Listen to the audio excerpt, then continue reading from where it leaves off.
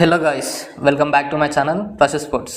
ఎట్టకేలకు as a కోచ్గా మన్ప్రీత్ సింగ్ అయితే ట్రోఫీని సాధించేశాడు. 3 సీజన్లో ఫైనల్ వరకు వచ్చి రన్నర్స్గా మిగిలిపోయారు.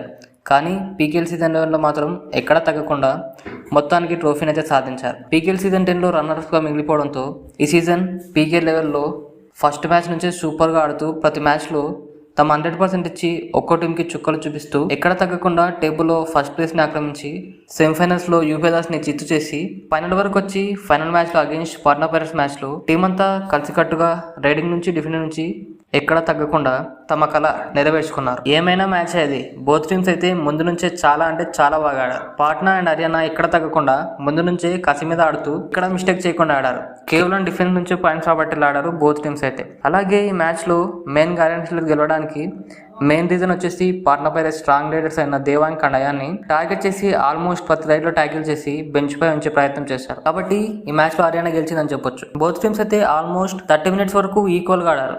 కానీ ఎప్పుడైతే హర్యానా స్టీలర్స్ పాట్నా పైరేట్స్ ని ఆల్అౌట్ చేసిందో అప్పటి నుంచి హర్యానా స్టీలర్స్ లీడ్ లోకి వెళ్లి అదే లీడ్ ని కంటిన్యూ చేస్తూ మొత్తం 9 పాయింట్స్ లీడ్ తో సీజన్ 11 ట్రోఫీని అయితే సాధించారు. ఈ మ్యాచ్ లో మాత్రం Haryana Steelers both riding and main గా డిఫెండింగ్ నుంచో మాత్రం చిత్తు చేశారని చెప్పాలి. ఇందులో మహమ్మద్ రిజా షెదులు 7 ట్యాకిల్స్ ప్లాన్ చేసి ఫైనల్ మ్యాచ్ లో కూడా ఐఫైనే సాధించారు. అలాగే ఈ మ్యాచ్ లో తనకు సపోర్ట్ గా రాహుల్ సేత్పాల్ అండ్ జయదీప్ దయా డిఫెండింగ్ నుంచి ఫుల్ సపోర్ట్ ఇచ్చి టోటల్ గా ఈ మ్యాచ్ లో 16 ట్యాకిల్స్ అయితే చేశారు. అలాగే రీడింగ్ నుంచి కూడా ఇక్కడ తగ్గకుండా వినయ్ అండ్ శివం పతారే అదరగొట్టారని చెప్పాలి. శివం పతారే అయితే రీడింగ్ నుంచే కాదు డిఫెండింగ్ లో కూడా 4 పాయింట్స్ సాధించాడు ఈ మ్యాచ్ లో. అలాగే ఈ మ్యాచ్ లో రైడింగ్ నుంచి టోటల్ గా 13 రేడ్ పాయింట్స్ అయితే సాధించారు. పాట్నా పైరేట్స్ లో కూడా బోత్ రైడింగ్ నుంచి డిఫెండింగ్ నుంచి పర్వాలేదు అనిపించారు.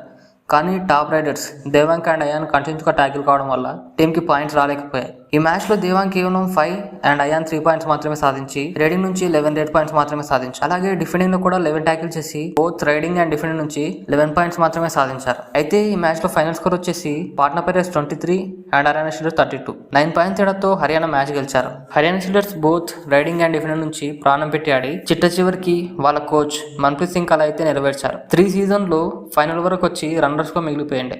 కానీ ఈ సీజన్లో గురి తప్పలేదు. మొత్తానికి 9 పాయింట్స్ తేడాతో మ్యాచ్ గెలిచి వాళ్ళ కోచ్కి అయితే ట్రోఫీని అందించారు.